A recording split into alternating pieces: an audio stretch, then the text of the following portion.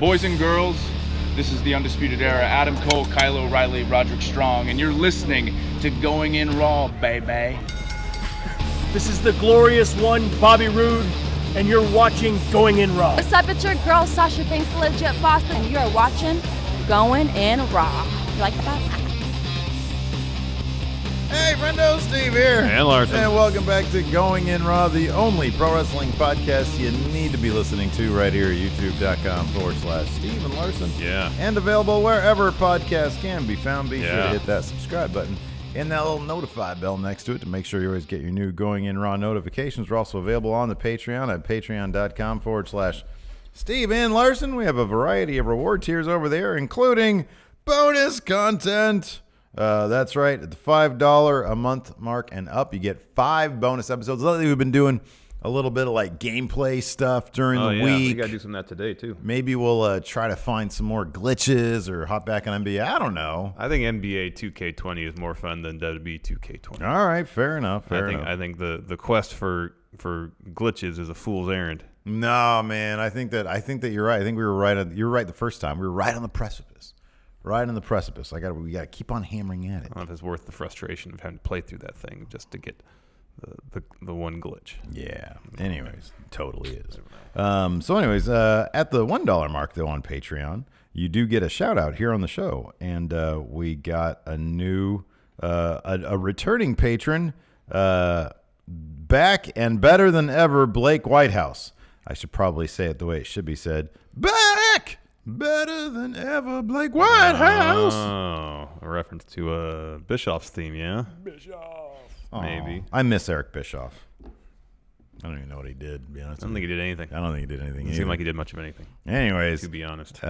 So, yeah. Any announcements? Are we doing anything this Friday? Oh, yeah, Friday. We got a charity stream, 10 a.m. It's going to be AEW versus NXT. The card is set. We decided that yesterday. Yeah. We're gonna do it on YouTube, yeah. Yeah, we're gonna do it on YouTube. YouTube. So right here, 10 o'clock Friday. Charity will be announced Thursday. Yeah, that we still have to decide. Yeah, we'll figure all that out. Maybe we'll do children's cancer or something. St. Jude's was a good one. Anyways, we'll figure all that out. But yeah, join us 10 a.m. Pacific, 1 p.m. Eastern, probably 5 p.m. British time, depending on when our clock changes. No, it'd be. So you say 5? Yeah, that's right. 5 is correct? Because ours change on Sunday. Ours will change on Sunday? Correct. Okay, cool. So, yeah, good stuff. Anyways, let's talk about Raw. Yeah. Last night. What do you think of that? Pull up this community poll. Oh, man, this was crazy. You guys are tuning out, man. Yeah, I don't think. Not just us, the WWE. I don't think they're terribly off base. I mean, Raw last night was all right. I put this. It just felt unnecessary. I mean, it just felt inconsequential. I put this community poll up last night, and after 2,400 votes or so, 41%, an overwhelming, I guess I'd be considered a plurality. Yeah. Don't plan to watch. Well, I mean, they're really giving you no reason to watch because they're not really doing anything. There's a couple good matches. The character stuff with Drew and Hogan was really good. More so Drew, because he dropped a leg drop. Saw a big boot, imposing. There's always something to like on Raw. The RKO was good, even though I don't know how Ricochet didn't hurt himself. There's always good stuff. The end segment was pretty stupid and ridiculous, and I don't know if it ever crossed the point of being so stupid and ridiculous that it was entertaining. It was for me. I don't know. Yeah. I was cracking up during the whole thing. It just feels so much of Raw just feels entirely inconsequential. And it's kind of a problem when it's like 3 hours long. And it's kind of a problem when this is supposed to be the go home show to a pay-per-view. Yeah, and I kind of wonder if any of that is part of it. It's funny because I feel like there's a couple things going on right now with Raw specifically. SmackDown, I don't know what's going on with. They had 8. Did you see the ratings? I know, but that was actually a pretty fun episode of SmackDown. Yeah, it was fun, but again, nothing happened. Like that's every time. It's like there's always stuff to like. It's just SmackDown is fun because they had that main event, which everybody honestly just felt like a really fun house show. Yeah. But nothing is being advanced in terms of stories. Real storyline advancement. Nothing. 41% said don't even plan to watch. 21% were in between on the episode. Yays and nays were split 13 and 16%. I usually use the yays and nays to weight to weigh the in between. So because the A's and A's were so like close, I'm going to go out on a limb and say 21. Let's see, what is that? 13 was that 29, 40. So 50% were kind of split on the episode, and then 40% didn't even want to watch it. Just a hard pass. But there's a lot of stuff, and like, why are the Warrior Raiders still having squash matches when they're tag champions? Build stories for them. Yeah, can I ask this question? Why can't Buddy Murphy win a match without some level of distraction or interference? I don't think you're going to have the answer to this question, but are War Raiders setting a record for the? I know Braun had a lot of enhancement talent matches. Yeah, War Raiders might be challenging that. Maybe whatever the record is for whomever has had the most number of like legit enhancement talent local jobber matches. War Raiders has to be on the precipice of breaking. It's probably up there. But I mean, when you're tag champions, you shouldn't be. You should move past the enhancement talent. Is right in now, this day and age. Right now, the only like sort of relatively long-term-ish feeling feud, an actual story that's happening on the show, is the only thing really Lana and Rusev and Bobby Lashley. It's just I mean, Seth and the Fiend are kind of in a thing, but they're not really interacting now. I mean, he burned down the Firefly Funhouse. He cut a promo on him this week. And then, but then Bray, we all know he's a SmackDown guy. Yeah, he's going to be on Miz TV on Friday. That's dumb. So Crown Jewel is probably going to be their blow-off. You'd think, and if Bray's going to be on Miz TV on Friday, that probably means he's not winning that title. No, it doesn't. And in fact, it's going to be exactly what we thought it was going to be. Seth is going to beat The Fiend cleanly because he keeps on talking about this last man standing match was to set up how far he has to go. Exactly. Because now apparently murder is okay in this particular match. Tempted. Well, if you think about it, like that was the thing preventing the last match from having what people want a satisfying finish for. The ref had to stop it because murder was about to happen. Yeah. In this case, I mean, they made the point of saying the only thing he could do further was kill the guy. Yeah, pretty much. But in terms of like long-term stories that are actually being built, none. Nothing. I mean, I'm legitimately looking through this. I mean, Andrade and Sin Cara are in a feud right now. It's not really a story. Yeah, it's a feud. I do kind of appreciate that they are setting up. They are starting to wheel out a lot of their young talent. Like we're getting that. Humberto had a really good fun match against AJ. Yeah, and the spotlight was big on him. Street Profits, they're obviously big on them, and the crowd's big on the Street Profits. But in terms of people who have an actual story right now, it's no like it. Besides like just sort of a feud where you fight a couple times, because I think Becky Lynch and Asuka might be in kind of that. Yeah, 3 hours and there's one story. I know, and that's Lana, Rusev, and Bobby Lashley. Yeah, which is blowing up YouTube right now. Yeah, and if that's kind of like your one story you're hanging your hat on, not a great spot to be in. No. I mean, 3 hours, and yes, there's always going to be good wrestling because WWE has like a lot of great talent. Yeah, and there's always be fun and interesting moments. And that's the thing about WWE right now is that, and this has been the way for years now, they get by exclusively on how good their talent is, not on the strength of their creative or their long-term vision. Yep. And so that's kind of a problem. That being said, there were fun things to enjoy about Raw last night. I didn't think it was an episode that was like, oh, God, I have to groan through the entire thing because I'm fine. I'm totally fine watching a series of really fun matches. I'm fine with that. Yeah, that's fine. But it's not must-see. No. It's not like, oh, man, I got to tune in. Not in the least. There's nothing about WWE programming right now. Because you could see great matches pretty much anywhere these days. Yeah, I know. Like, they're happening all over the place. You can go to your local indie promotion to see great matches, you know? Some of them, yeah. Yeah. Some of them. Some. Anyways, let's kick things off. Show opened up with Paige coming out to introduce the tag team. She said she was happy to be even just a small part of their success. She's talking about Asuka, Kairi, Sane. They meet her out on the ramp. They walk down to the ring. Paige starts dropping a promo, and then Asuka grabs the mic from her. Yeah. And then she starts going in on a promo. Speaking in Japanese. And Paige is, I couldn't ascertain whether Paige understood what they were saying. It kind of felt that way, based on her body language. Because she's like, why are you saying that? That's kind of the vibe I got from her. I don't think there's any evidence to suggest she knows any Japanese. Yeah. So I think it might be a body language thing. But either way, she was put off by having the mic snatched. Twice. She's First like, hey, by I was in the Asuka. middle of something. First by Asuka, then Kairi Sane. I actually, I'll be honest, until Becky showed up, I really liked this. Yeah. So Asuka gives the mic back to Paige, and pretty much immediately Kairi snatches it from her. Does the same thing. She's all giggling and stuff. I know. It's great. It's Their new awesome. gear looks great. Oh, it looks amazing. And then she's like about to give Paige the mic, and she drops it. Paige bends over to pick it up, gets back up, turns towards Asuka. She gets the green mist. I was shocked the crowd wasn't into that. They were like, "Oh, boo!" It was very disconcerting to the crowd. Yeah. They were not cheering that. I was cheering it. Yeah, I I was was. like, I thought it was pretty "Yeah, take that." That's pretty cool. I don't care who it is. Take that. Yeah, green mist. Green mist. So then Paige she goes to the outside. She's helped to the outside. And she's like, give me water.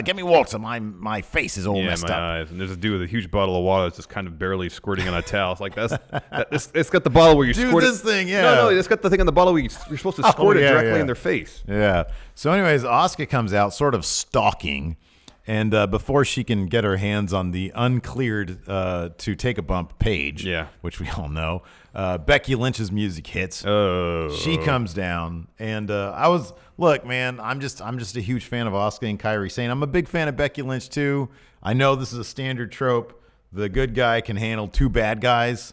But I kind of wish that Asuka and Kairi Sane would have got a little bit more offense on Becky Lynch before she pretty easily dispatched of the two of them. There was pretty much, 30 seconds where Asuka and Kairi had the upper hand until Becky sent Asuka into the timekeeper area. Yeah, I know. Yeah. And then Becky gets back in the ring.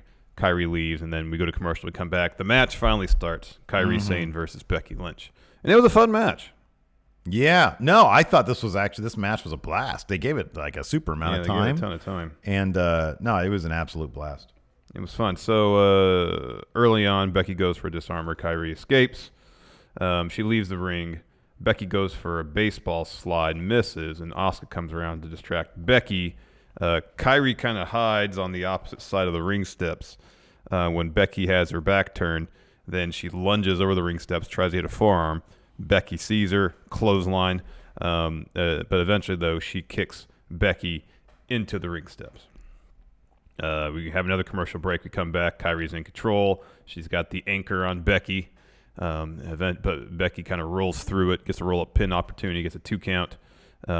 Becky goes for a suplex. Kairi reverses it into a DDT, gets a 2. Kairi's on the top rope. Becky sends her to the mat, gets in the second rope, leg drop. 2 count. And then Becky's dropping Kairi some kicks. Asuka tries to interfere. Instead, she gets laid out. Becky gets back in the ring, eats a nasty back fist. Oh, that was awesome. That was back great. fist was beautiful. Judas effect. That's an elbow, man. Yeah, dude. Same thing. Kicks out at 2, and then pretty much as soon as she kicks out, she gets up and just puts the disarmer on Kairi. Yeah, I sort of turned my head for a second, and then all of a sudden she was in it. Out of nowhere. And then I think pretty sure the ref called the bell before Kairi actually tapped out. It was pretty much bang bang. Yeah, it was pretty quick. Yeah, it was pretty bang bang, and so Kairi taps. It was a fun match. Like I said, though, just the finish kind of came out of nowhere. Yeah. It kind of felt like if that's the finish, then at any point Becky just could have pretty much slapped the disarmer on her. And then even at that, like, I'm surprised that they didn't have Asuka immediately pounce. Like, I thought that her and Asuka. No, instead of Becky kind of kicked at Kairi a couple times. Yeah. Like, I thought they were kind of in a thing. Don't they have like a match that's supposed to be coming up or something? No, Kairi's the one that pinned Becky after Asuka missed her. Yeah. Misted her. Asuka and Becky really need to. I think they're going to come around to that, I would think. I would think, because Asuka's the one person Survivor that Series Becky's is coming never up. beat. The ad for Survivor Series kind of felt like they're going to go to brand versus brand because it was a bunch of. It felt like the same exact stuff they used last year. The same assets. It was just brand versus brand. I would think that if they're not going to do that because of the whole network thing. Do they even know what they're doing with Survivor Series yet? Probably not. Answer is no. What is it, a month away? Less than? 23rd, I think, of November. Yeah. So, no, I got to, like have them attack Becky or something. Have them do something. Exactly. Oh, my goodness Agreed. gracious. Anyways. But now I guess they're going to head over to, is that this week on NXT? The tag match between Team and Knox? It's tomorrow. Yeah, nice. Anyways, Larson, before we continue, I love this. Here's a word from the sponsor of today's show, Manscaped. Have you ever found yourself in a situation where your lover, your significant other, has gone down to your front area, your genitals, and then tapped out when they saw that your front area was completely overgrown with a messy thicket of bush? They're like, no more. This is disgusting. No more. No mas. Well, we're here to tell you that you don't have to give up on keeping your man zone clean thanks to Manscaped. I, like most guys, have been the victim of harsh trimmers that take away bits of ball skin when trying to groom the man zone. Ever happened to you? I think it happens to every guy. It's no fun, man. Thankfully, we're here to tell you that Manscaped has completely changed the game. That's right, friendo. Manscaped has redesigned the electric trimmer with their Lawnmower 2.0, which has proprietary tech that keeps your ball skin safe from cuts and snags. But that's not all. Why just keep your man bits groomed when you can also make them smell good, too? Manscaped has an anti-chafing deodorant moisturizer called Crop Preserver that keeps your nether regions, front area, your man zone, smelling fresh. That's right, man. Right now, friendos can get 20% off and free shipping and a free travel bag by going to manscaped.com and using promo code GIR. Use the right tools to keep your ball skin safe, man. Trust me, your balls will thank you. As will your lover when he or she goes down to your hog pen, your man zone, your front area, and sees and smells that it's slop-free. No one likes sloppy junk. Again, get 20% off, free shipping, and a free travel bag by going to manscaped.com and using promo code GIR. And thanks to Manscaped for sponsoring today's show, and you're really helping out Going In Raw and your ball skin by going to manscaped.com and using promo code GIR. Maybe if Rusev had used Manscaped Lawnmower 2.0. Technology, yes. Maybe Lana, because Bobby Lashley comes off to me like a Manscaped guy. Rusev, not so much. Yeah, maybe not. A thicket of nasty Bulgarian bush right there in his hog zone is what I'm thinking about these days. You could add that to the litany of reasons, Lana. She's like, look, Rusev, you want sex all day, all night, in the afternoon also? At least keep your hog zone clean, son. Take yourself down to manscaped.com. And get Lawnmower 2.0. Follow that up with Crop Preserver. Like, Lana, what am I supposed to do? I get these cuts and snags. Well, you don't have to, Rusev. Yeah. If you go to Manscaped. Yes, there you go. Next, R-Truth had a match against Buddy Murphy. Before match, though, R-Truth had an interview, and he said now that he's on Raw by himself, he doesn't have Carmella with him anymore. She's on SmackDown. Yeah, that's a big drag. He needs another set of eyes to watch his back, and so he just puts on some glasses. He said he went down to Lens Crafters. They had a deal, and he now he's got reading glasses. Mm-hmm. Yeah. And then Buddy Murphy comes out and says he's Australia's finest. Mm-hmm. And yeah. Whatever happened to Kona Reeves? Finest. Yeah, Kona Reeves is universally the finest. I guess so. Buddy Murphy is local finest. Yes. Anyways, he says, I'm going to win or something. Yeah. Match is going. Yeah. How long do you think Buddy Murphy can do this whole "you've never heard of me" thing? He's been on TV quite a bit. Like 5 times. Well, he was on 205 a lot. Yeah, but like main roster TV, he's been on like 5 times. And he was I know he was briefly involved in that Roman Reigns, because he was milling about. Tried to kill Roman Reigns. That's still one of my favorite stories. I know, that's great. Anyways, match is going on, and the Singh brothers run out to the ringside area. Loser locker room gives chase, and they're just doing laps around the ring. R-Truth is like, oh, I want my 24/7 title back. He hops down there and gets in line. He's chasing around a few times. He's about to get counted out, so he gets back in the ring. Buddy hits him with Kamigoye, Kota Ibushi's finisher, to get the win. He didn't even need to use Murphy's Law. No, he didn't. No, Roger, when you're all distracted and stuff, you kind of just need like a signature to get somebody. That's such a cool move. Yeah, it is. Yeah, the 24/7 thing is is what it is. Remember when they had Momentum for a bit, and it seemed like that was the one venue for silly storytelling? Now it's not even that. Yeah, I don't even know what it is now. Well, they got the Singh brothers involved. That's okay. They could be doing more with that. You got 3 hours for freak's sake. Anyways, after that, we got another AOP promo. Kind of on the precipice of just want to see these guys fight. Yeah, I know. It's getting to the point where it feels like they should get out of that room. It's another Alistair Black situation where they're just keeping themselves in a room talking. See how that works. Rather than just fighting. He's still in his room.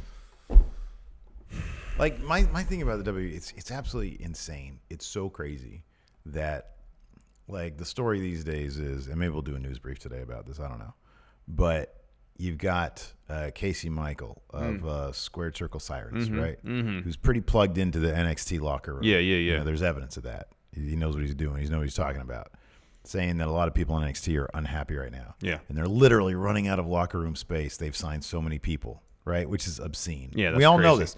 A year ago, 6 months ago, we were saying it's going to be interesting in 6 months to a year, see how this plays out. And this is how it's playing out. Yeah. There ain't room for anybody on TV. No. And you have a bunch of people just sitting around doing a whole But lot then of nothing. there's that, but also when there is room, they write something or a segment for Alistair Black rather than have him do something different or interesting. He's just regurgitating the same stuff he did 3 months ago. Well, they're also hell-bent on this 50-50 stuff so that you can't have, like, why aren't Authors of Pain coming out during this squash match and challenging War Raiders? I mean, I know they're building the crown jewel, but why don't you have endless dream match scenarios? That's what you do. You have the War Raiders come out. They beat, it was ridiculous. Rizzo and Bryant, the Chicago Cubs. That was silly.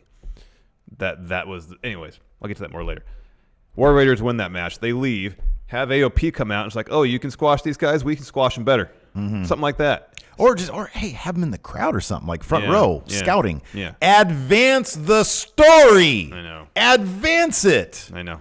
It was so, I mean, did you not see the irony of Alistair Black sitting in the room doing the same thing over and over again is the definition, and expecting different results, is the definition of insanity? Like, that's what you do. Yeah, I know. That's what they do. I know. It's like advanced stuff. Let's see something else. I really like these AOP promos. They're very good. Yeah. But, man, like, you have a litany of dream match scenarios, and they don't take it. They've got, how many founding members of Bullet Club do they have? A lot. And Finn's over on NXT, which is fine. He's doing the Prince Devitt thing, and it's cool now. Yeah. Hopefully it will be. Yeah, hopefully we'll find out tomorrow. But it's like for years now, they've had that opportunity. Nothing. I know. You have dream match after dream match. was That's thinking- one of the most frustrating things about I was WWE. thinking the other day, or yesterday, rather, there was 2 potentially really good storylines involving The Miz over on SmackDown. They were like the stuff with him and Shane was actually kind of fun. Yeah, sure. Never really resolved itself in any sort of satisfying way. Not really. Their blow off was that cage match where Shane slipped out of his shirt to get the win. Yeah. And then going back a little bit further, the Daniel Bryan Miz stuff. That was big, yeah. And they didn't do any. There's no follow through. Go even further back. Miz and Shinsuke Nakamura. Yeah. You know? Yeah. I mean, They have just so many built-in stories with all their talent. and they don't do any of them. Just don't do them. Like, I don't want to get all negative Nelly here, but that is honestly one of the most frustrating things about WWE is that you've got so many dream match scenarios. Like, why is Shinsuke... I mean, we're finally getting that now. We're finally getting Nakamura and Bryan. Right. Finally. Yeah. And who knows what that's going to... They'll probably have 2 matches and then no satisfying end to it. And then it's all right, well, that's a wrap on that one. And it's like, we'll be able to say, hey, we had some cool matches, because Daniel Bryan don't put on bad matches. No. He doesn't. He's not capable of it, even on the lowest of low. Like, you can put him on Main Event or 205, and he'll put on just a killer must-see match.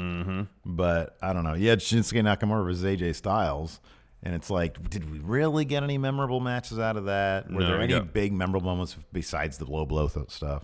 No, we got one decent match out of that. Anyways, after that, the Street Profits come out and spend about 5 minutes talking. It was Yeah. kind of awkward. You could tell the dialogue was written. They're over, though. Like, the crowd was all chanting, "We want the smoke," which is awesome. Yeah. I mean, that has to feel great, especially to Angelo Dawkins. There's that thing where, like, one of those dudes, this was sort of the story of Tyler Breeze in Breaking Ground.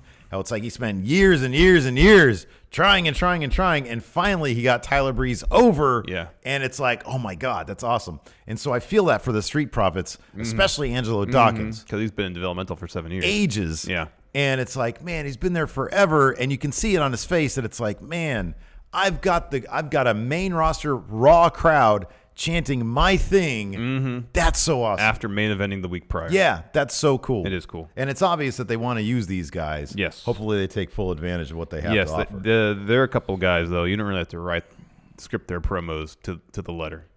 You don't, and this kind of felt like it did was. It did feel like it, because when in NXT, when they were doing, you can tell in NXT when they're doing promos in ring, there was at least some structure to the promo. Sure. But it felt like they were left to their own devices to come with the actual verbiage. Yeah, it felt like it, yeah. As opposed to this, felt like, all right, it's Heyman, whoever wrote it, it's like, okay, I'm going to try to write some story beats tailored to how I think you would say them. Yeah. As opposed to saying, here are the story beats I want you to hit. Go deliver it. What's going on with your coffee there? I just dripped some coffee on my leg. Oh, dear. It's okay. It's not that hot. Because I think that if they could come up with their own promo stuff, I mean, the sky's the limit for them. And I'm not taking away the possibility that maybe they did and they were able to, and there's just the point of going out cold in front of a large main roster Entirely crowd. possible. Maybe they just were a little, but it did feel a little bit off.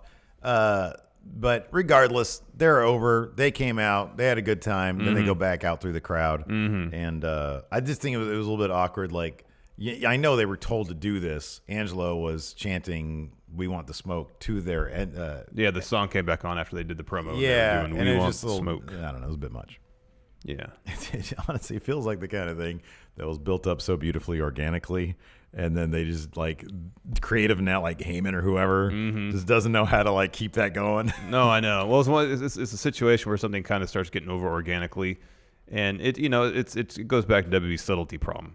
Yeah, It's like, why be subtle when you could be ham-fisted? yeah, right. And something's getting over. Let's like triple down on it. Let's exactly, yeah. Let's just hammer that home. Let's run it into the ground as much as we can. Yeah. After that, we had a really terrific Ricochet Yeah, this versus was Drew fun. McIntyre match, punctuated by Drew McIntyre and Hulk Hogan evidently starting a feud of their own. Oh man, that was great. Drew is pretty much the best. So. And it had maybe probably the most terrifying and yet awesome sell job on an RKO I've ever seen. Yeah, that was something else. So Hogan and Flair come down first, and then Hogan's like, all right, Ricochet, come on down. And then Flair does the same thing with Drew. Hogan and Flair are talking trash. You could barely hear some of it. Hogan says something like, for 35 years, blah, blah, blah. Anyways, before the bell rings, as Drew's making his entrance, Ricochet hits a Rey Fenix-esque suicide dive senton type thing. He has the advantage early. At one point, Drew's trying to get back in the ring. He kicks him out, follows with a tope, but then he's got the rock tape on the ribs, the kinesio tape. Well, obviously, you need the full rib tape. Yeah. Because our friendo Burl, not to be confused with announcer Burl Bruce, mentioned, hey, Ricochet, he's an FPOS this week. I kind of feel like you need the DDP rib tape. You need the rib tape. Not the rock tape. No, rock tape doesn't qualify. All right. So Ricochet, he's going for some sort of springboard thing. Drew catches him and then drapes him, ribs first, across the top rope, and then he starts working over the ribs. He just tosses him around ringside a little bit. I think there's an abdominal stretch in there too. At one point, Drew just slaps the heck out of Ricochet. It was like a thunderous slap. Oh my God, that sounded like a chop. Yeah, man. and of course, Ricochet, who's probably the best seller in the business right now, just collapsed. Yeah. And then Drew turns and points to Hogan. But that little bit of momentary kind of distraction in between allows Ricochet to make a brief comeback. Then he eats a boot, and then Drew drops a leg drop on him. And then Drew gets out of the ring and starts getting in Hogan's face. Oh, that was good. It was amazing. You know, Hogan was so excited about that. Oh, I know. He was so geeked about that. Like, I'm going to drop a leg on you, brother. Then Drew hits like a razor's edge buckle bomb. Ow. That looked like that hurt. Yeah, dude. Those always, yeah. And he starts doing Hogan's poses. It's flexing poses. Oh, it's great. Yeah, because you can tell Drew was having a blast. Oh, man, he was eating it up. I mean, can you imagine one of these dudes, like, you know, he's, probably mid-30s or late 30s or whatever. It's like, yeah, you're going to work a mini program today with Hulk Hogan. Yeah, you gotta talk trash to Hogan. Yeah. Yeah. Ooh. Because, you know, Hogan probably loves Drew. Maybe. You're what the business should be, brother. Maybe. Tall. Tall. Jacked. And then later on, Drew goes for another buckle bomb. Ricochet reverses it into a Rana, and that sends Drew headfirst into the second turnbuckle. And then Ricochet eventually, off that, hits the springboard clothesline, follows with the line salt, gets a 2 count. Later on, Ricochet tries to lift up Drew, fireman's carry position. He struggles with it. Drew escapes, and that allows him to hit a reverse Alabama slam. That gets a 2. Ricochet makes a little mini comeback. Drew squashes it with a headbutt, discus clothesline, gets him a 2 count. Drew and Ricochet on the top rope. Drew's going for a superplex. Ricochet knocks him off, so Drew's feet are kind of hooked on the bottom rope, and Drew does that thing where he does the sit-up belly to belly off the top rope to Ricochet, and then Drew goes for a Claymore. Ricochet hits an Enziguri, goes for a 450. Drew rolls out of the way. Ricochet lands on his feet. Pretty much as soon as he lands on his feet, Orton magically appears in the ring, hits with an RKO, and Ricochet pretty much is planted on the crown of his head with his neck kind of going the way you don't want to go when you're doing that sort of head thing. But he had his forearms down. Yeah. So the whole brunt of the impact wasn't on the top of his head. Somebody mentioned here in chat. Let me go back for a second. Here we go. Dumpster Monkey said, being in the live crowd, I have no idea where Randy came from, which is fantastic. Yeah. Which is fantastic. Hey, LK, we could have made a lot of money together back in the day, brother. You and me, brother. No way. He never say back in the day. He'd say today. Yeah, no. I'm ready to get those paychecks. I mean, wrestle again, brother. Come on. So after the match, Team Flair poses, and then they toss Ricochet out of the ring, and then they pose some more. Mm-hmm. Fun match, although Drew's DQ cost me 10 points. Because Randy and Drew are aligned, members of Team Flair. Yeah, how did we each do? We gotta do these draft. When are we supposed to be doing draft? We're supposed to be doing those on Mondays. Yeah. Yeah, our draft. We got to get back on. Once I get my stupid laptop back, man, which is like never-ending story. Yeah, it is. I'm gonna whip up a little graphic we can run. There we go. Towards the end of the show. I'm keeping score throughout Raw and SmackDown. No, I know. That's what. Do you happen to know off the top of your head? Off the top of my head, but I can pull it up real quick. Did you keep all the scores from last night? I did, apart from one thing. Oh, okay. Which I'm happy you reminded me. You're still ahead. Okay. Pretty handily. Probably not as much, though, right? No, more so, because War Raiders keep winning. You're by 80-some points. Oh, so screw you, everybody who said Steve lost the draft. It's only 3 weeks in. You can still choke away pretty easily. Oh, yeah. Probably will. Yeah. Probably will. But I didn't include Lashley standing tall at the end of the show. Who's got Lashley? You do. Yes. And Rusev losing that brawl. Oh, yeah. So, I had a feeling this was going to turn like the friggin' A story. Yeah. Oh, my goodness gracious. Anyways. Wait, do you have Rusev or I have Rusev? You have Rusev and Lashley. Nice. All sorts of stuff going on. So, yeah, I don't know. That crown jewel match might be fun. Who knows? Oh, the Team Hogan, Team Flair will probably be ridiculous. Hogan's going to drop a leg drop on somebody, man. I'm telling you. Nah. It's worth it, brother. It's worth all the back pain. He's got to have another back surgery. He's not going to do a leg drop. He can't get his leg high enough to do a boot, probably. He's going to do something. After that, we had the OC backstage. They're talking to Humberto Carrillo, and AJ's pretty much telling him, you really want to prove yourself against the real champ around here, AJ Styles. Why did it look like Humberto was already beat up? Did he have like a dark match on top of this or something? Oh, maybe. Like his chest already looked like it was all beat to hell. Yeah, I don't know. Who did he fight? He had Seth last week in a really good match. And so AJ says, step in the ring with me. We'll see what you got. I want to know what you got. I'm the real champ around here. I'm U.S. champ. I'm U.S. champ. And then they all sort of did a little slide too sweet. And Carl said, this ain't for you, brother. Yeah. Talking to Humberto. And then Gallo said something as they were walking away. This ain't your world, man. I love that stuff. That little stuff cracks me up. Yeah, all the asides and the obviously ad-lib stuff. This ain't your world, man. All right. Next, this was pretty lousy. So they had a couple of local enhancement talents that were wearing Cubs jerseys, and they named them Anthony Rizzo, and Chris Bryant. So you're the baseball guy here. What was the significance of? Well, they're in St. Louis. Okay. The Cubs and the Cardinals. Okay. Are in the same division, rivals of sorts. Okay. However, the regular baseball season is over. Sure, yeah. I didn't know. Did the Cubs prevent the Cardinals from? No. Well, the Cardinals made the playoffs, I believe.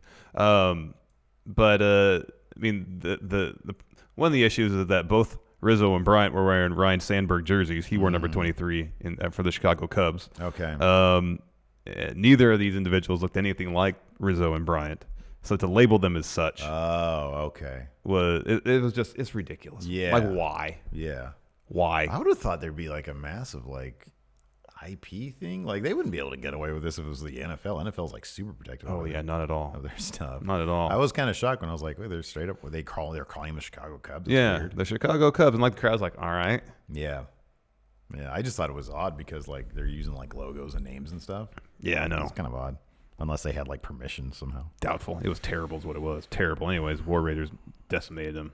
Win with the Viking experience. Yeah. I mean, the Viking Raiders got to show off all their cool moves and stuff. Pretty sure I just like fixed dinner during this. Yeah, you did. Actually, I did, because after this we had dinner. I turned the TV off. I watched later, but anyways. After that was terrible. We got a quick little backstage bit. No real talking. Lashley and Lana, or they were talking. They could have been just fake talking. I mean, yeah, it looked like it could be the opening to like a Brazzers video or whatever. But then nothing happened. After that, we had Andrade versus Sin Cara, but Sin Cara was granted an interview prior and introduced Catalina. Or Carolina, because the graphics said Carolina, and then on .com, I think they have her name as Carolina. There was commentary, even like Dio said Catalina, and then Vic corrected him and said Carolina. So even they were off. I mean, they should kind of figure out the name is before going on there. She had a promo. Remember how I said, like, when you speak, and I don't know if Spanish is her. No, there's all sorts of people on Twitter saying, oh, this is somebody named Jesse something? Oh, I don't know. She's a recent signee. Yeah. She had a tryout, I think, at one of the South American tryouts. Now, I'm all for bringing up people. If you need to use them, bring them up. That's cool. She's probably fine, right? Her promo was silly as crap, and it was in Spanish, and it's sort of, I was like, if you're gonna do a promo in sort of, maybe it's not her first language, but it was like, man, even in a language. I mean, she was part of the August class. Catalina Garcia. Yeah, that's her actual name. Okay, so right, she's a pretty recent signee. Yeah. Anyways, he was cheesy, but she was Sin Cara's insurance policy. Yeah. Yeah, pretty much. And but it didn't really matter. No. Because Andrade, Zelina Vega was able to nullify the insurance policy, and Andrade got rolled up. Andrade rolled up Sin Cara, had his feet on the ropes, of all things, and got the win. She was wrestling in Chile. Oh, cool. Right on. Under the name Jessie. Oh, that's why. Okay. Yeah. And she's just made her NXT live event debut. This is according to Fightful on October 10th. Well, that's cool. And she'd only wrestled 3 matches for NXT. Well, maybe her and Sin Cara will be a regular thing. Probably not, but interesting. Anyway, Sin Cara, did you go through this match yet? While I was reading it. I went to the finish, man. We don't need to get into the minutia. That reverse destroyer type thing that Sin Cara did on Andrade, that was pretty crazy. I could watch these guys like go at it like all day long. They're really good. Great. They got great chemistry. Yeah, it was really good. But yeah, Vega hops on the ring during the pin, and then Catalina kind of like grabs her ankle a little bit. Vega goes for a Rana. Carolina catches her, tosses the barricade. Catalina, man, that's her name. And then Andrade rolls up Sin Cara, feet on the ropes, get the win. Yeah. After that, we had Charlotte and Natalya and this week's partner de jour, Charlotte, who looked like she was snoozing her way. I don't want to say snoozing. She looked like Roman did last week on SmackDown. How it's like, I'm not involved in anything really significant here. I can just cruise and have fun. Yeah, it looked like house show Charlotte. Yeah, she had a smile on her face the entire time. She was mocking Peyton Royce a little bit. Yeah, it was good stuff. It was non-consequential. Charlotte was in control early, tags in Natalya, keeps the advantage till Peyton slams her down on her back. Billy Kay puts in the sharpshooter. Charlotte spears Peyton to prevent the breakup, and Kay taps out. Yeah. There wasn't a whole lot going on.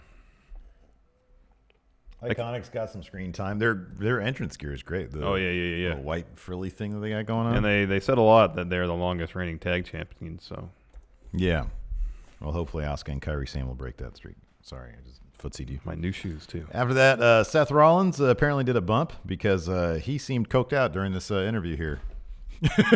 I mean, he finally seemed like he was kind of on edge a little bit. I don't know, man. He didn't seem like he was on edge. He seemed like he was like really. It was like when The Rock showed up that one time, and it's like, man, did he do a line or something? Yeah, I've been watching a lot of Succession lately. Oh, okay. And there's like it's during a period when one of the characters is doing a lot of cocaine. So I think that was his attempt to being on edge. You think so? Yeah. I don't know. I felt like it was just his attempt to like bring some energy to a promo. Because I didn't get that. I just got that he was like, oh yeah, I've got it. I'm gonna do this. Oh, I got last man false count anywhere with Rowan, formerly of the Wyatt family. I'm like, didn't they try to retcon that out or something? Like, aren't you not supposed to reference that? Because Rowan is his own guy now. I guess you can. End of it though, Seth says the only way to end the Fiend is to beat the Fiend, and beat the Fiend, keep the title. So that's what I'm gonna do. He really should have said that the other way. The only way to beat the Fiend is to end the Fiend. That sounds more dramatic, right? I know. There.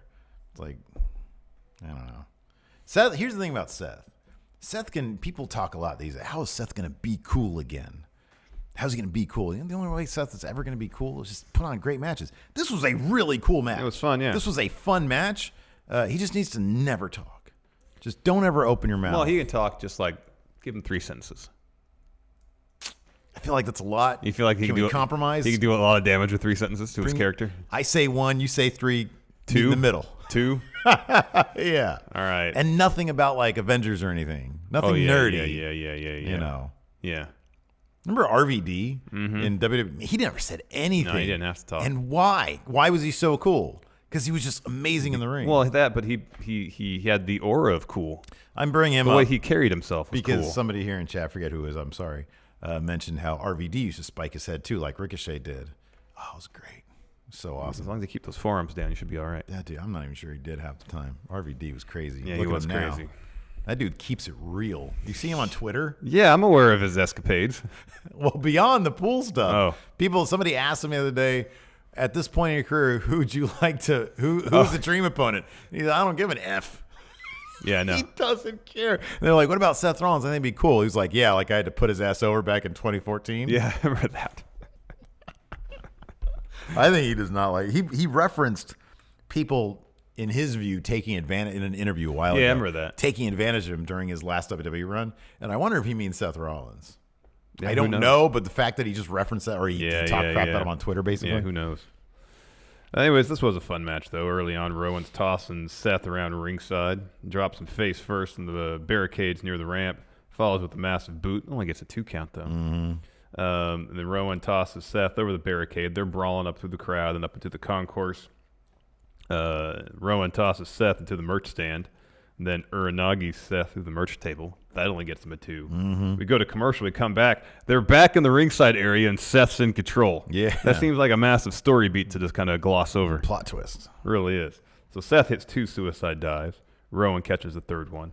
Seth escapes and then pushes Rowan to the ring steps. Not once, but twice. LA Lakers 2020 champs here says he said that since he's working for Impact, he can finally take his wife and girlfriend backstage. Oh, goodness. So Seth goes for another suicide dive. Rowan picks up the ring steps, and it's like dong on Seth as he's about to get jump out of the ring. And then Rowan hits a huge fun splash ringside, gets a 2 count. Good fun splash. It was Rowan might have the best fun splash. He does, yeah. And then Rowan powerbombs Seth into the ring post. Again, Seth kicks out.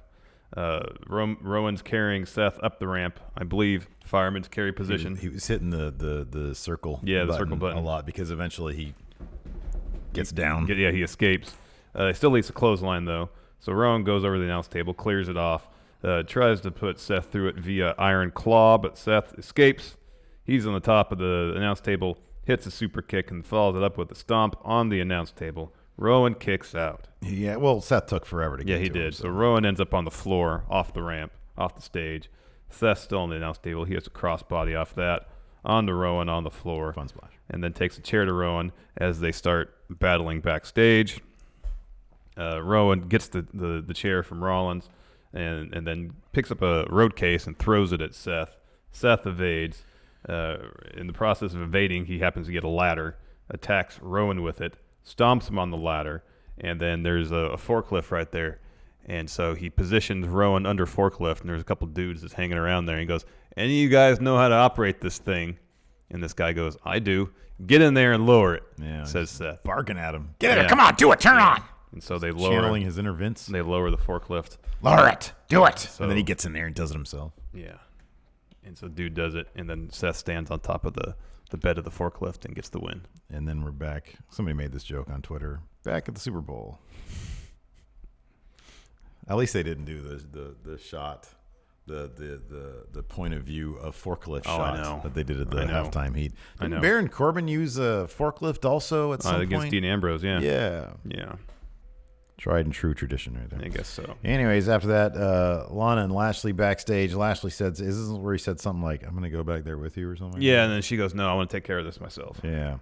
After that, Alistair Black is back in his room talking about picking a fight with me. Put him in a story. Just throw a name out there, man. You can put him in a story with him. Buddy Murphy. There you go.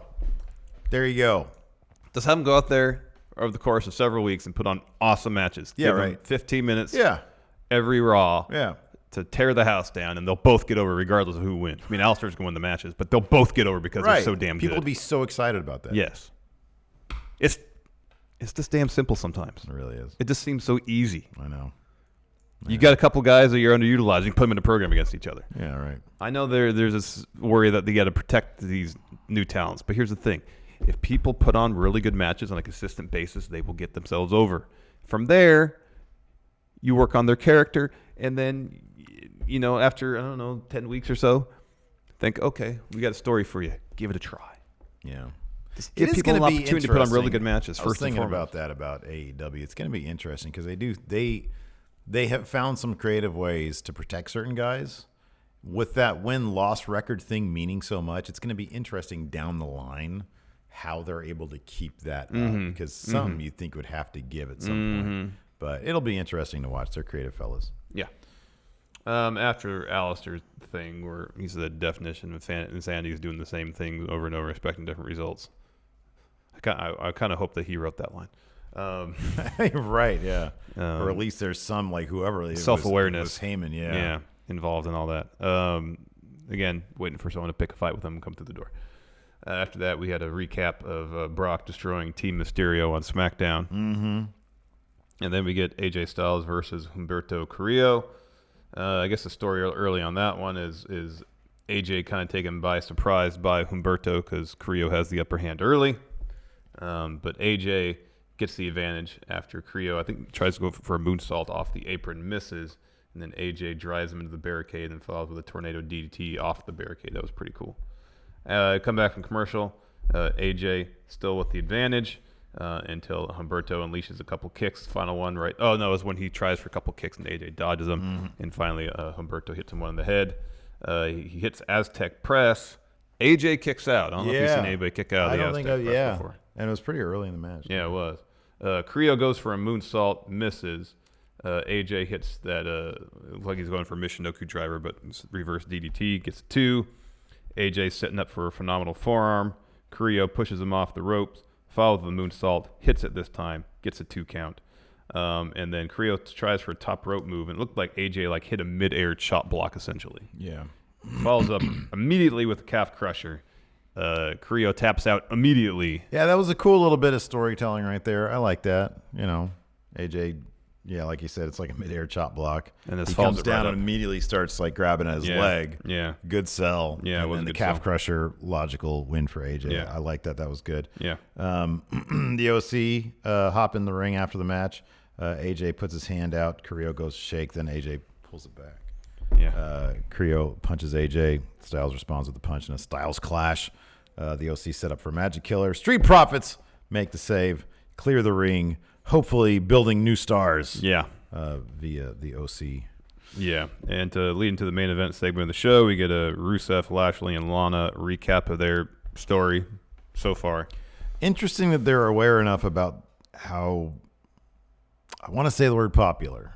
It is divisive, this storyline. Yeah. I mean, there seem to be people who hate it. There seem to be people who are all on board with it. I mean, even amongst the Twitter the wrestling Twitter follows that I have, people that I really like, it's all torn. Yeah. Like Sean Ross Sapp loves this stuff. Yeah. Or at least he said so on Twitter last night. Yeah. Whether that was sarcastic or not. Yeah, I don't know. But yeah, I saw that too. There's a couple people that were like, "Oh, okay, this segment finally brought me in," and then it seemed like this segment drove a lot of people away. I understand that it's super silly, obviously, but I just think that so far the performances, This is one of those things that I think could be a huge miss if the performances were cringy. So I think it was DJ Booty Dan here in Discord asks, one of his questions for the day is, where does this stand? Where did this segment stand on your top 10 cringiest segments? And it doesn't even come close to like the top 10 for me, because to me, segments that are so bad, and for a lot of people, this might be that. But to me, a segment that is, you're just sitting there like embarrassed to be watching it. Like the Bailey, This Is Your Life is up in like the top 5 for me. Sami Zayn with Bob Lashley's sisters. Up in the top 5 for me. When you're just sitting there and you know that there's like a good 10 minutes left and it's already just dying a harsh death. This, I thought, through the power of, like, Lawler stayed out of it pretty much. Lawler's sympathy towards Rusev actually kind of helps it. The way Rusev is playing it. And then Lana's performance, I thought, was pretty darn good. She didn't stumble. She knew how to play with the crowd. She hit her beats really well. I thought from a performance standpoint, it was well paced. It went along, and I thought everybody did a good job with what they were given. The performances elevated this above cringe fest to maybe. I'm still not exactly sure how I feel about it. Yeah, because it's not a good story. It's not an interesting story. It's the powers of the personalities involved that are keeping it from being an absolute disaster. And what did I say at the beginning of the show? WWE is exclusively getting by on how good their performers are, not with what they're given. But the material is not good enough that performances can elevate the material above and beyond what it is. It's definitely not must-see. No. It's not like, oh, I definitely want to tune in. No. But if presented with it, I'm gonna do what it's designed to do and make me chuckle. It totally made me laugh and chuckle, and at no point was I sitting there like, oh God, when is this gonna be over? Another issue is, and this is looking forward, and this is just based more so on WWE's history of not telling stories. So Rusev, he got a pretty decent face pop through all this stuff. Yeah, sure. As we've seen in the past, he's been in a comparable position where it seems like the crowd's starting to get behind him. So say the story plays itself out. Rusev comes out on top, which is how it should play out. Yeah. Based on the narrative they're telling so far. Then what's next? Oh, yeah, I don't know. You know? There is no what's next. You know that. There is. That's why it's hard to get invested in anything. Yeah, sure. Because the next thing they have for Rusev is probably in terms of, not from a creative standpoint, but in terms of, because in my mind, the idea you have a wrestler in a high profile storyline. The point is to bit by bit, storyline by storyline, move them up the card. Especially if it's working, the crowd's getting behind, or that person's getting a lot of heat. But that's not typically how WWE operates. No. It's like, okay, we have this storyline here, and based on the YouTube numbers, it seems like it's doing what it's supposed to be doing in terms of popping numbers, at least somewhere. So they'll continue with the story, conclude it, and rather than use the storyline to elevate anybody involved with it, at best it'll be a lateral move to something else. Yeah. Yeah. And then when that story doesn't get the YouTube numbers that this one did, then it's like, oh, what are these performers doing wrong? It's comparable to you're totally right. I mean, there is no next. I've abandoned all hope for anything next. I just sort of, with WWE, you got to live in the moment, because that's how Vince views this stuff. He just lives in the moment. It's like, oh, what's going to pop? This is going to pop. That's why it's a main event segment. This is the highest profile that probably Rusev has had. And I mean, is it going to result in a title run or anything for him? No. This is not going to be indicative of anything. They have plans for him. This is just in the moment. It's hot. They're running with it, and then whatever happens next happens next. That's just how Vince is. I'm just enjoying it in the moment. That's all you can do. Yeah, I know. It's like I understand and appreciate your thoughts about the performers, and I agree that it's what's elevating this from being an absolute shit show your maybe point, being watchable. Your point is sound in that it's keeping it from being elevated to must see. You want to think that, oh, this is going to lead to something, but it's not. It's not going to lead to anything. Yeah. There's no reason to get invested in it, because it's not going to lead to anything. Anyway, just have to sit in it. so Lawler comes out, introduces the segment. Rusev comes out, and at first he comes off like he's about to laugh. Mm-hmm. It's like he's gonna just start, like, he understands this whole thing's ridiculous and it's silly, and he's gonna start laughing about it. And then Lawler's like, hey, you're out here, you still hoping to save your marriage. Lana comes out. Lawler points out that Rusev still has his wedding ring on. First, Lana says, I want to call out the W Universe for bullying her, harassing her on social media, that kind of stuff. But she says she wants to tell the truth. Tells the crowd to shut up and listen. She says their marriage is only about one thing, and that's what Rusev wanted. And what he wanted was sex. Mm-hmm. In the morning, in the afternoon, at dinner. In the kitchen, at the arena, at WrestleMania. The doctor's office, at WrestleMania. Yeah, and she called him a sex addict. Which the crowd popped for. He says something like, can you blame me? Yeah, can you blame me? And then she says it wasn't about Rusev wanting her. It was about Rusev wanting to get her pregnant. She was like, he wanted a bunch of Machka babies running around. And she's like, I'm an influencer. I'm a fashionista. Nobody's going to want to see stretch marks and, what happens to your body after a pregnancy. Yeah. And then she says, oh, but also Rusev cheated on me. Yeah. And he was like, what? And she says, well, that's what Bobby told me. And he said, you'd believe? Leslie is talking shit. Yeah, that's what he said. He said, why would you believe him? And she said something like, oh, I believe everything he tells me. I'm laughing just thinking about it. And then Rusev says, yeah, Lashley is talking shit. Cue Lashley's music. He comes down to the ring, except Rusev boots him off the apron. They're brawling around the ring, back in the ring. Lashley drops Rusev with a flatliner, goes for a spear. Instead, he eats a boot, and then he drops Lashley with a Samoa drop. Rusev takes off his wedding band, goes over to Lana, says, you want him? You got him. Yeah. Oh, sorry. To Lashley, he says, you want her? You got her, and shoves his wedding ring down his mouth. That was good. The crowd. Here's the thing: the crowd was popping during this entire thing. They were loving this. Follows with some punches. And then this is probably the best part of the whole thing. Lana gets a kendo stick and starts laying into Rusev. It was like 2K20. The texting was way off. Rusev completely no-sells it. Like it wasn't even there. Yeah. And so he grabs it on one of her swings, turns towards her, but that allows Lashley the opportunity to come from behind. Low blow. Yeah. Lana slaps the hell out of him, and then Lashley punts him right in the balls. Yeah. So Rusev collapses. Then they stand literally over his prone body and just start the nastiest makeout session. Well, it was a movie makeout session. There was no tongue there, but I thought that they got a little bit of chemistry when they're making out. I think she understands that Bob Lashley is a manscaped guy and that this is only going to lead to a clean, fresh-smelling hog zone later on. So, and that's how the episode ended right there with a great shot of like Rusev. He's all like sad and stuff. Yeah. So, yeah. Anyways, let's answer some questions. Ryan Lambert asks, Rusev stealing Larson's sex addict gimmick. Is that my... I don't believe that was any of my previous gimmicks, was it? Was there like a 10 for the win episode? I don't know. I don't recall. Luis, how is King still on commentary? Ginger snap. So much hate. Oh, he's not good. And here's the thing, like I don't know, man. I don't want to talk too much trash because King's been asked to do this and he's doing it to the best of his ability. He's not very good. He's trying. No. He is trying. He's trying. It's during not very good. I noticed it especially during the Humberto AJ match.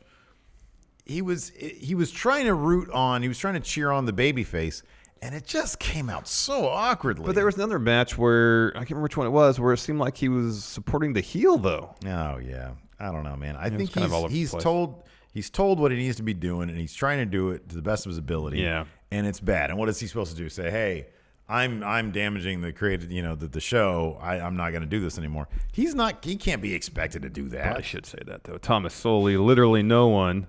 Paul Heyman, cuck storylines. Right. Dom L, when the F are we getting Morgan Knight Raw? I don't know. It just keeps on like teasing like a hair change or something. Yeah. Clark Space Wayne, what main events Mania next year in your opinion? 4 Horsewomen. Brock versus Roman. Brock versus Roman. Oh, yeah, maybe. For the WWE title. But says, do you think introducing the new younger talent to a wider audience is costing them in terms of the current lack of story? Guys like Murphy and Carrillo have strength in the ring, so they should be showing how talented those guys are to get a crowd into them rather than throw them into a Lashley Rusev style story. I don't think, here's the thing, WWE has such a wide range of superstars across every age range. They've got guys who are, in their 40s. They've got guys who are in their 20s. Mm-hmm. They could have their cake and eat it too at this point. They totally could.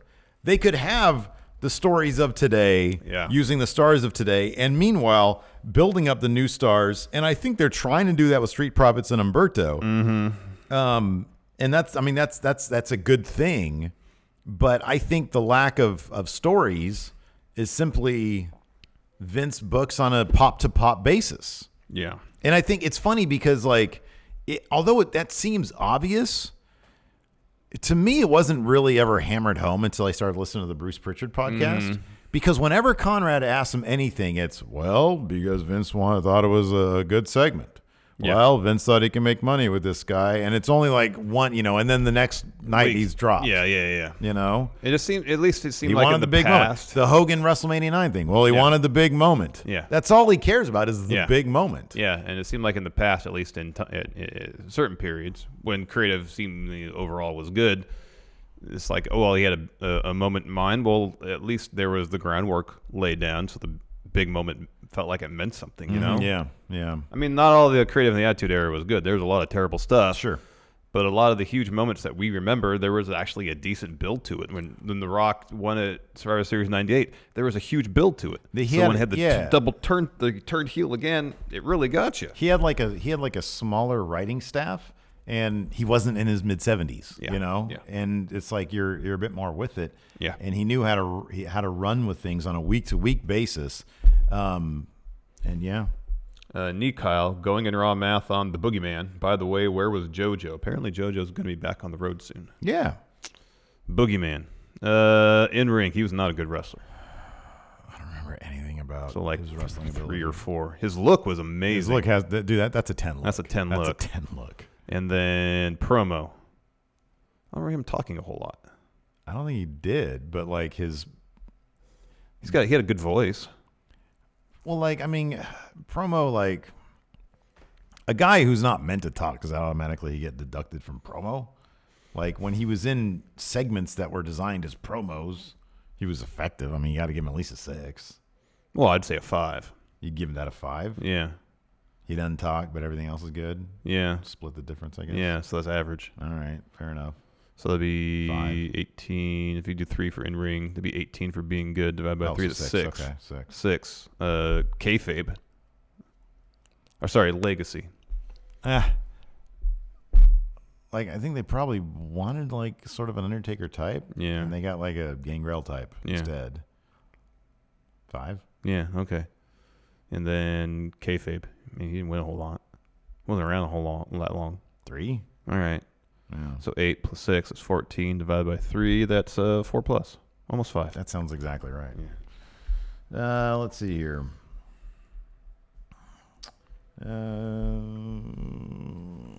Tom Talks Rubbish says, thanks for watching WWE so I don't have to. Yeah, you and 47% of the people, or 41%. Greg Morris, if WWE made a movie a la Joker about the origin of a wrestler in kayfabe, who would you pick? Who's got the most interesting story? It's got to be Undertaker, right?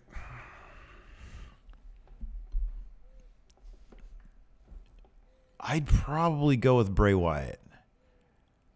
I think because Undertaker is too supernatural. With Bray, he was in the bayou or whatever, the swamp, wherever he was, and he was a cult leader. He had the family. I think for me that'd be the most interesting one, and then see how did he become the Fiend? Yeah, I'd go with Bray. All right, fair enough. Jimmy Thomas claims that Catalina is only 19 years old. What were you doing when you were 19, man? I was in junior college. Yeah, me too. DJ Booty Dan again. I think you guys just answered the question as to why 40% of your respondents don't watch Raw. It has to do with there being no specific attempts to develop storylines for wrestlers. It's bizarre, man. You'd figure, hey, with Heyman back in charge, maybe there'd be some like stories. Yeah. But the only story he can concoct is a cuck story. I know, it's a funny word. Oh, Patrick Sparks says Dexter Loomis. The Dexter Loomis Joker's type movie. Yeah, there you go. That would be great. All right, let's see. I'm going to go over to the Patreon. We got a question thread over on the Patreon. So we're going to take a look at that here.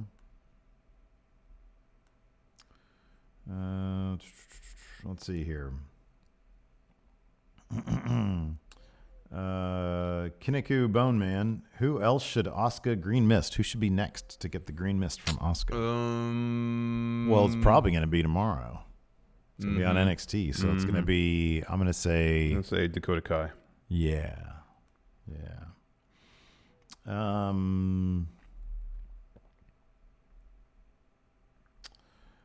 Andrew Jocelyn says, I was watching Adam Pacitti stream 2K20, and he said you guys were his favorite wrestling YouTubers. Oh. And that you were nice blokes. That was very nice. That's very nice. Oh, man, there are favorites, too. Yeah. If you guys faced Cultaholic Survivor Series, pick 2 YouTubers to team with you. If we were to face Cultaholic, we got to pick 2. Well, we do. It's 5-on-5 usually, right? Pick 2 YouTubers. So we need 3 guys. I'm going to go with Pulse. That dude's Jack Daddy. Yeah. Brian Zane used to wrestle. Brian Zane used to wrestle. Choose him, yeah. And then we need Uno Mas.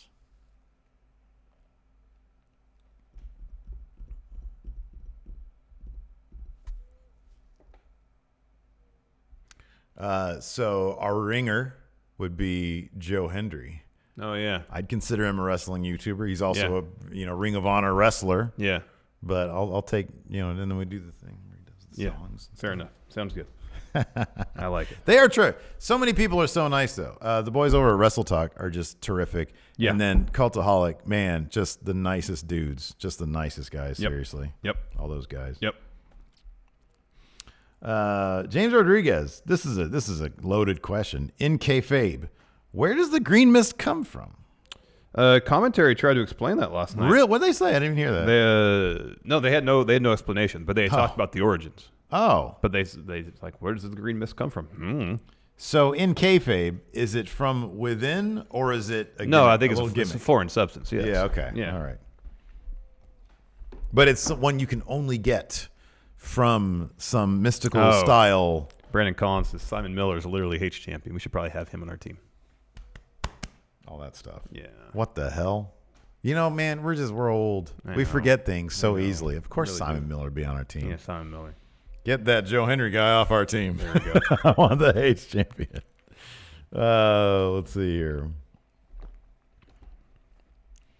Christopher Rappersod was Hulk. Shoot mad that Drew is using the Hulk taunt. No, man, he loved it. He was eating that up. He loved it. Slim Nady. Does Lawler not know how to understand the current climate and what's an issue in the news? Asking if Lynch snaps, is she a ginger snap? Timing isn't great. So I'm not going to claim to get the exact reference here, but if you're asking me, does Jerry Lawler understand the current climate? I think he tries to. You can see his brain like spinning. Like, I think what can I say? What can I not say? Yeah. In that respect, yeah, I'm sure he understands that the things he said 20 years ago, he definitely cannot say now. That being said, he's probably not in tune with how things are now as much as he maybe should be. Everybody to their own devices. Rich the Smash Bro. How many times did Seth watch the empty arena match to get that finish idea? I think he's probably a huge fan of that. Probably. Oh, yeah, I love that. I want to do that forklift bit. He also asks, do you think Charlotte got a beso from Andrade when she was at Gorilla? Yeah, probably. Oh, yeah. Did you see that photo shoot they had where he was the Joker and she was Harley Quinn? Is there a more adorable couple right there? I don't think so. Like, look, you remember how annoying it was when they were referencing Seth and Becky?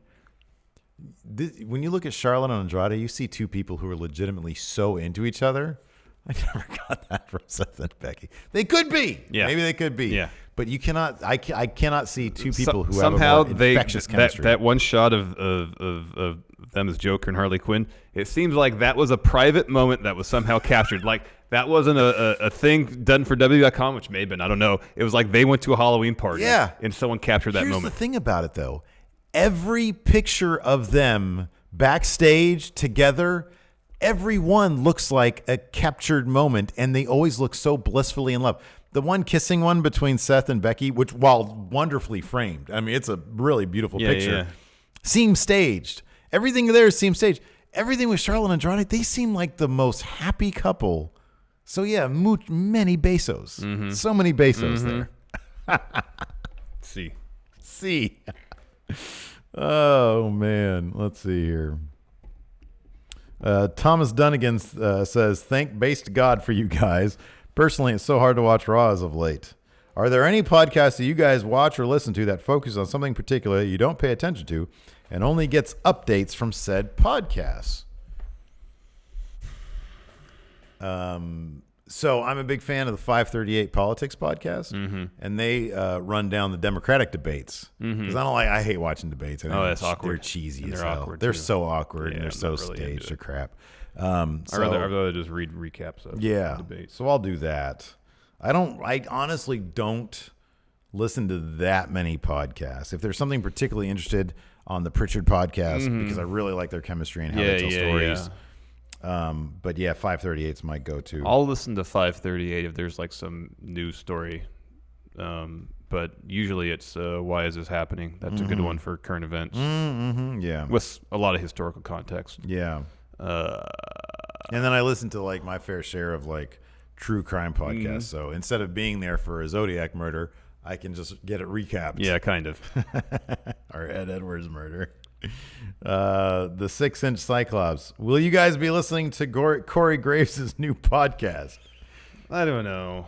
What's that thing called? After the Bell? After the Bell, and they were hyping it last night, and they said that Triple H was the first guest, and it's like Corey pulled no punches. I'm sure he did. I'm sure he pulled plenty of punches. Yeah. If his first question wasn't, can you speak on the locker room situation in NXT? Then why are you even bothering? What are you even doing? Why do I care? Because here's the thing. If anybody asked him that, he'd be like, well, that's none of your, like, I don't know. Corey would attack people for even claiming that that's a question to answer. Yeah. Yeah. That's what's irritating about that kind of stuff, too, is that, like, oh, we're going to peel back. We're going to show you what's real. Going on behind the curtain. Yeah, and then when people suggest, hey, what about something that is actually real? Do you know? What do you? Yeah. You don't even know what goes on here. You don't know what's going on around here. Well, no, we're asking. No, I know. We don't. We're curious what's going on around here. Well, how dare you ask? How dare you ask? How dare you question what we do?